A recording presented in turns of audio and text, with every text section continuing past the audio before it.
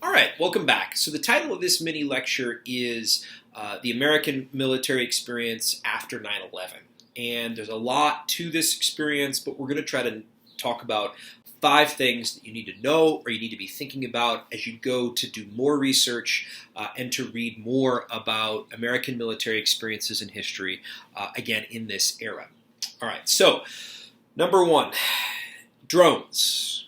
Drones. So the technological transformation of the modern battlefield has included a number of different kinds of technologies, from going out on combat patrol with cell phone jammers to the use of unmanned vehicles, right? So unmanned aircraft that are able to hover over the battlefield to provide intelligence, certainly, to provide insight, but also armed in many cases, and so they can be used as opposed to putting a person in harm's way to carry out an offensive operation if needed. So drones have been a big part of the American military experience and the global military experience in the last 10 to 15 years especially. All right.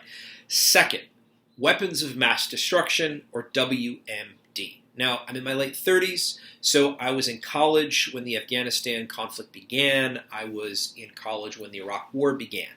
And if you broadly were in America, broadly reading the news between 2002 and 2003, the main story that was pushed out to the public was twofold. Iraq, led by Saddam Hussein, was a safe haven for terrorists and was harboring weapons of mass destruction in violation of treaties, international treaties. And so, ergo, the United States needed to be able to go into Iraq to get these WMD and to make sure that Iraq was no longer a safe haven for terrorists. Now, the invasion of Iraq occurs spring of 2003. Ultimately, it's discovered that that was not true, that the WMD were not there.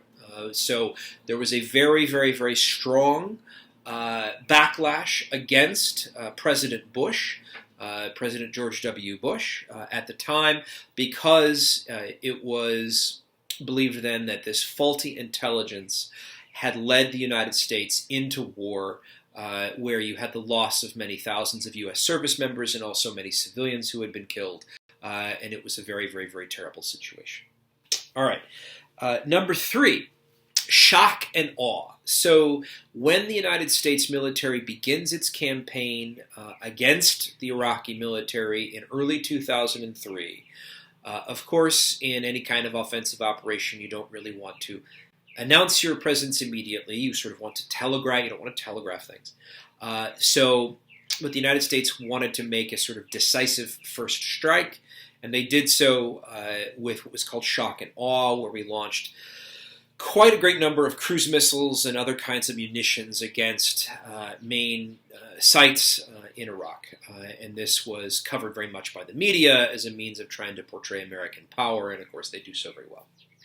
All right, number 4, the surge, right? So the first few months of the campaign in Iraq goes very well for the Americans. Saddam Hussein's government is toppled. He goes into hiding. He's eventually captured. Now, President Bush actually very famously lands a plane on a carrier. There's a big statement. It says mission accomplished. It makes us think in America that the war has been won. Everything's done now. But the Coalition Provisional Authority sets up a government. What you have are insurgents from Iraq and foreign fighters coming to Iraq to fight Americans and their allies, right? The British are with us in this. And what will happen then is that the country becomes very destabilized.